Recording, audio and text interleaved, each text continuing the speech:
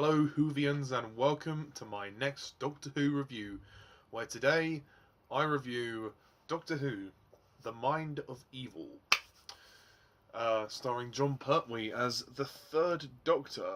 So, The Mind of Evil. Uh, the plot of this is UNIT is handling the security for the World Peace Conference in London, but the Master is plotting to plunge the world into war by wrecking it. Posing as Emil Keller, a professor of criminology, he goes to Stangmore prison in England with a machine that apparently removes the negative, for evil, impulses from the minds of hardened criminals. Actually, the Keller machine is a weapon, and it contains an alien mind parasite that stores and feeds on these evil impulses. And yeah, that's essentially it. And it's of course up to the Doctor, Joe, Brig, and UNIT to stop the Master. Okay, so this story, Mind of Evil. Yeah, sorry about the delay with this review. I just want to say something very quickly just to clear the air. I've had this from a few people. A few people have actually private messaged me and have been pestering me about my Doctor Who reviews. Look, I'm just going to say this. At the end of the day, I work at my own pace. I also have a life outside of YouTube. And sometimes things get in the way, so I don't need to be constantly reminded about this. I understand that sometimes my Doctor Who reviews are delayed, and I do like to review other things as well. I just, I don't want Doctor Who reviews to become the centre of YouTube.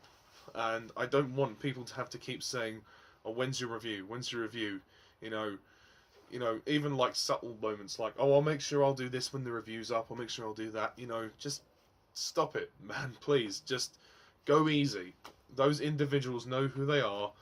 I'm not going to name names for the sake of respect. I'll just say to them, please be mindful of what you're saying, because sometimes it comes across as though you're pestering me, and it really is getting on my nerves. So I just want to say that to clear the air. But no hard feelings. But, please just go easy with pestering me.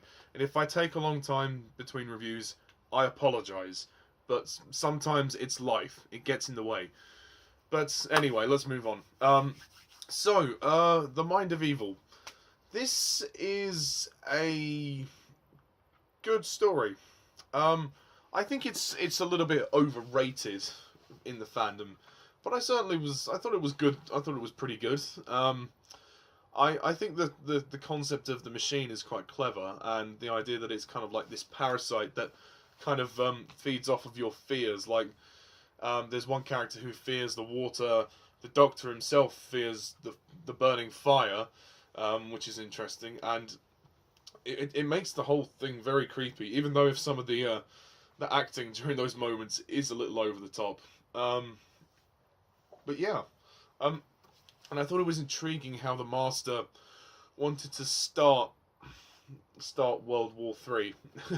And I think the rivalry between the Doctor and the Master is great here.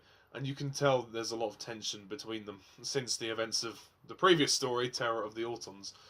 I really like the acting in this story. John Pertwee does a good job once again as the Doctor. And there's those moments when he's looking at the machine and he's hearing the noises and he's seeing the visions of fire, because the machine kind of gives off hallucinations. And the Doctor's terrified. This is the first time we've seen John Pertwee genuinely terrified. I mean, he's been kind of scared in other stories, but I don't think he's ever been so close to death as he has been now. So there are a lot of suspenseful moments in this story.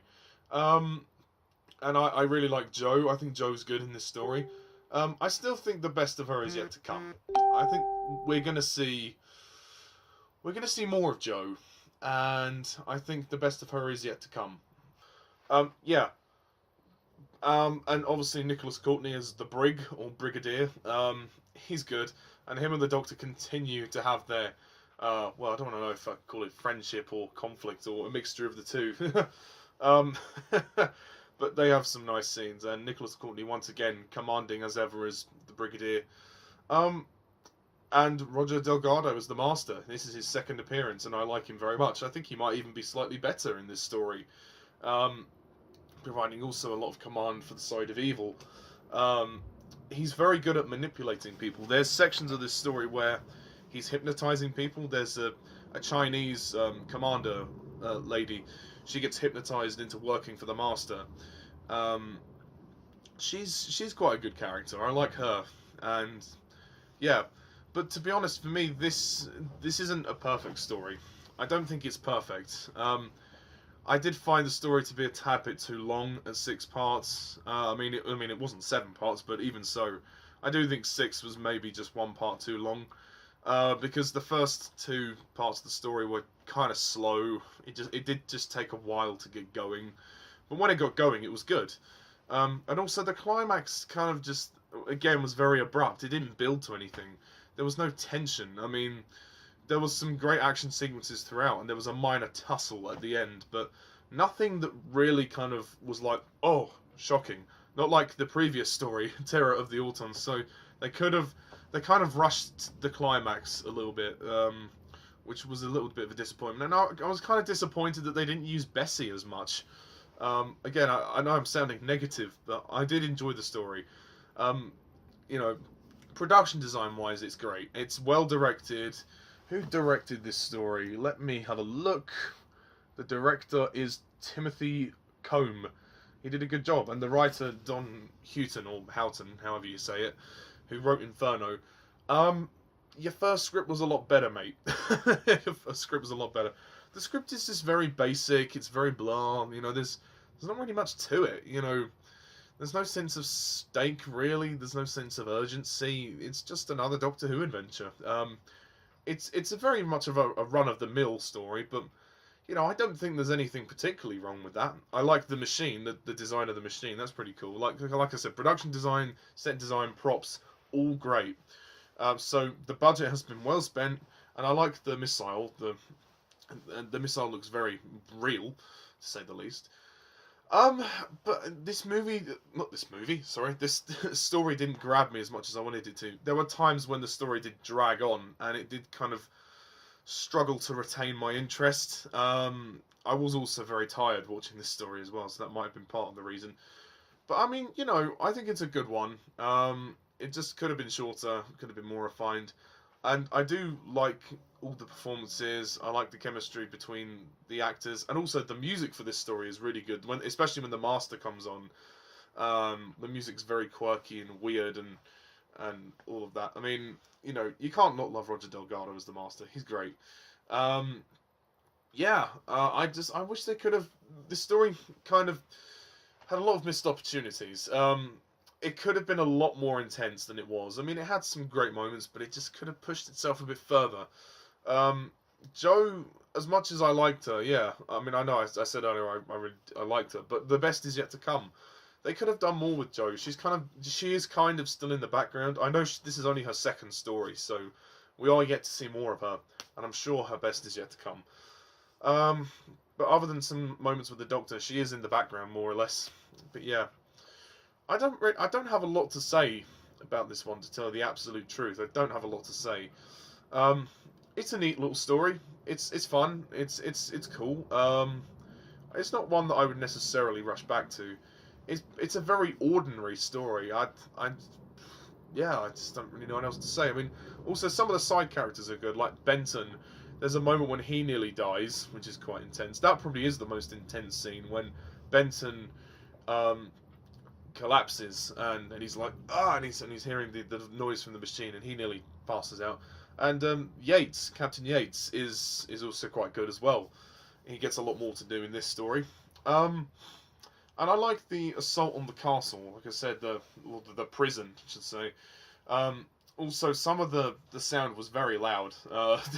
When those opening scenes came up in the prison, all the prisoners rattling in their cages, that was very loud. And I did turn the volume down, but it was still very loud. So, yeah, that was a slight problem. But, you know, it's pretty good. I'm not going to knock it too much. It's pretty good, but out of the Pertwee era, it might be my least favourite so far.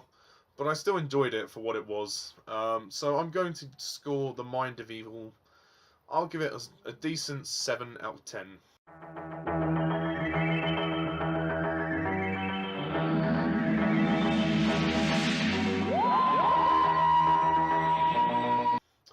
know some of you might be disappointed and would have